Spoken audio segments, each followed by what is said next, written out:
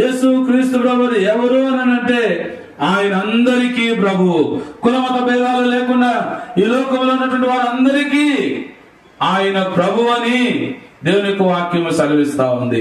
రెండోదిగా యేసు క్రీస్తు ప్రభువారు ఎవరు అని నువ్వు తెలుసుకోనుకున్నట్లయితే, యేసు క్రీస్తు ప్రభువారు ఎవరు అని అంటే ఈ పరిశుద్ధ గ్రంథం బైబిల్ సెలవిచ్చినటువంటి మాట, పాపుల రక్షకుడు, నీ పాపము నుండి నిన్ను రక్షించేదాని కొరకై ఈ లోకానికి వచ్చినటువంటి దేవుని గొర్రెపిల్ల, దేవుని కుమారుడు ప్రభు యేసు క్రీస్తు వారు.